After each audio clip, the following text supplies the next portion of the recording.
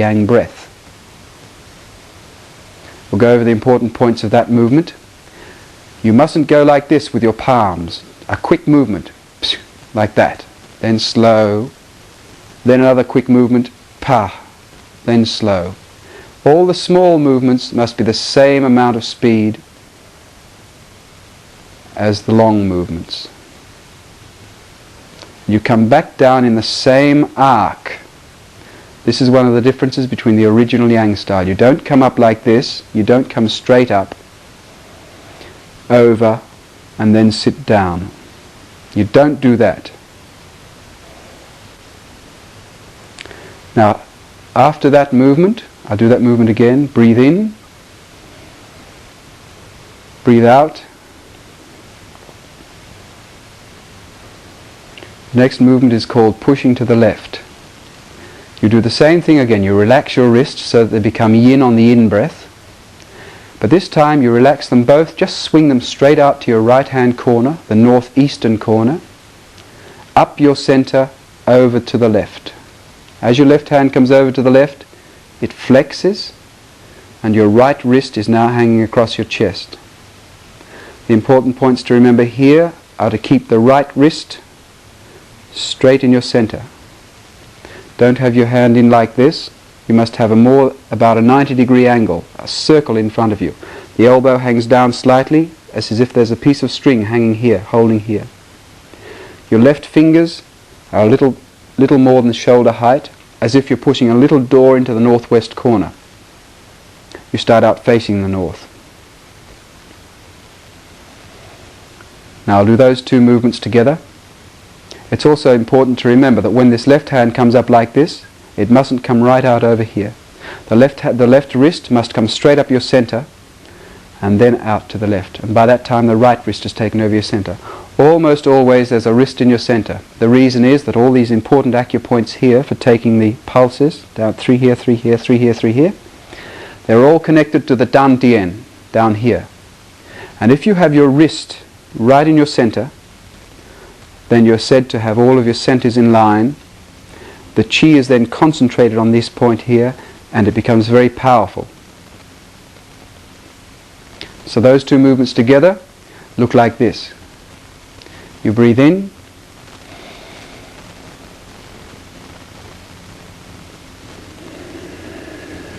Breathe out. Slowly relax out to the right. Breathe in. Slowly over to the left. Flex your left wrist yang, right wrist yin. Breathe out. Now from this point, this is where we bend the legs.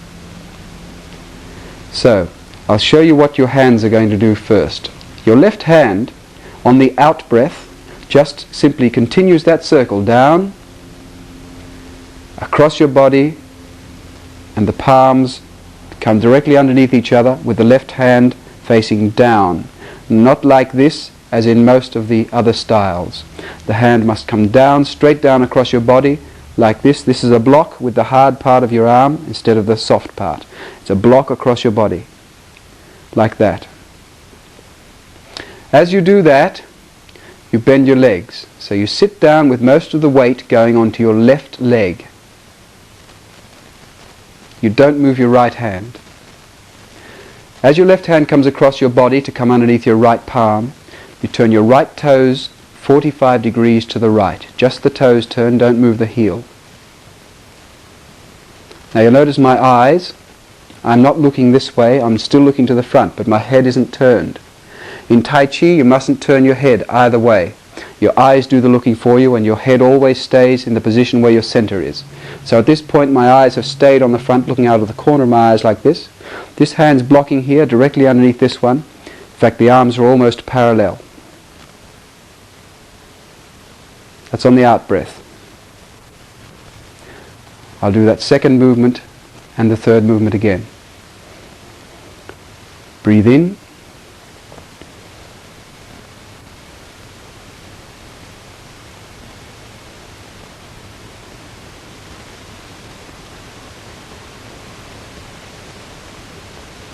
Now you only bend your knees down once again to in line with your toes. Don't go right down because you'll hurt your knees. Make sure the right foot only turns 45 degrees to the right. From this position, you change your weight to your right leg and breathe in. Then you pick up your left heel. You're going to take a step forward.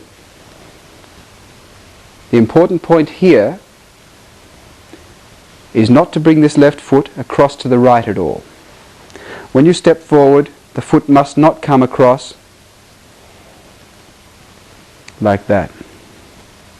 You must maintain shoulder width between your ankles at all times in the bow stance. This next stance is going to be your first bow stance. So you pick up your left heel, step straight down the middle, only to where your foot will go naturally. You don't overstep and jump onto it like that. You just step down to where you'll go naturally, and you're able to pull it back if you wish to. So step forward, holding your hand like this. As you roll forward onto your left foot, your left hand comes up in front of your right hand, and your right hand goes back down to your side. You turn your shoulders to the front, square on. Your left wrist is now in your center. Your right palm is by your right side bent as it is, and you breathe out. Maintaining this wrist in your center, the elbow just slightly down. Hands relaxed at all times, and have this little line between your thumb and forefinger. That's on the out breath. That's called bung, or ward off. I'll do that one again with the previous movement. From here, your left hand comes down across your body, eyes to the front. Change your weight as you breathe in. Step forward. Roll forward as your left hand comes up in front of you, and breathe out. This is called bung.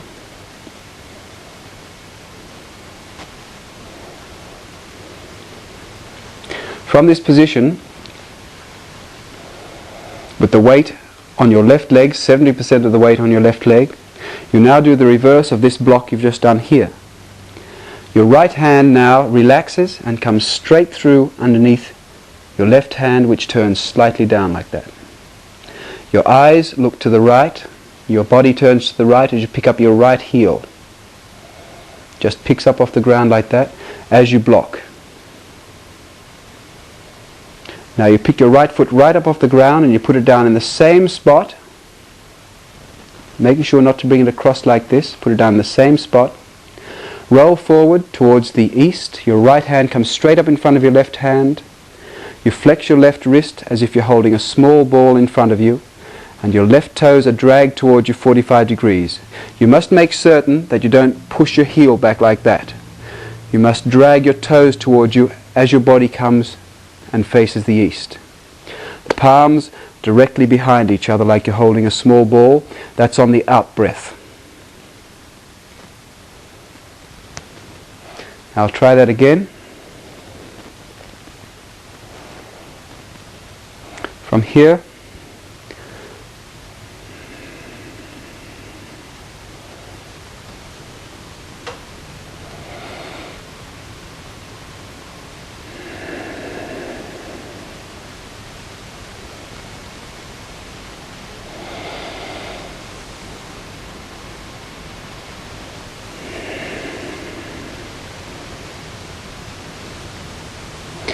all of these movements must be one movement, like one flowing river. Although they're separate postures, they must flow together like a flowing river or a one note of a cello or something. But at the same time, these movements must maintain their individuality, like being married or something. So they must flow together, but not too flowing together so that you lose the individuality of the movement. For instance, you wouldn't come straight in with the hands like this and then just go like this and pull down. You must actually do this movement first and then do the next movement. From here, the hands, as they are here, the hands now turn over. In other words,